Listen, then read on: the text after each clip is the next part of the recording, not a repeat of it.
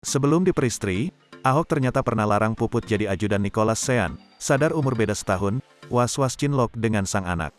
Nicholas Sean menyebutkan bahwa dulu Puput Nastiti Devi hampir menjadi ajudannya. Namun ide tersebut ditolak mentah-mentah oleh sang ayah, Basuki Cahayapurnama alias Ahok.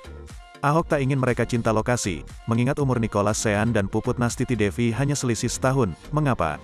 Hadir dalam kanal YouTube Melanie Ricardo, Nicholas Sean banyak bercerita soal sosok ibu sambungnya, Puput Nastiti Devi.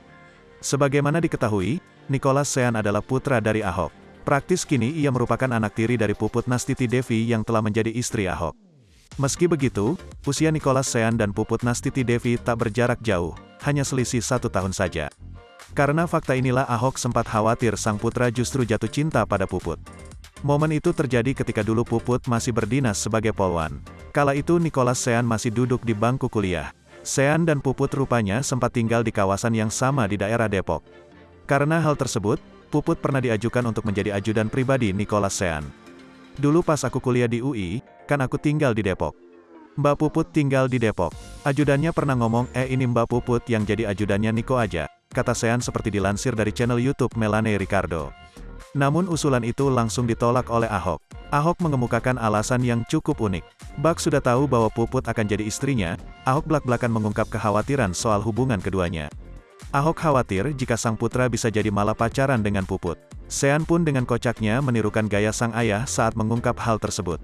Oh janganlah nanti pacaran sama anak saya, ungkap Sean.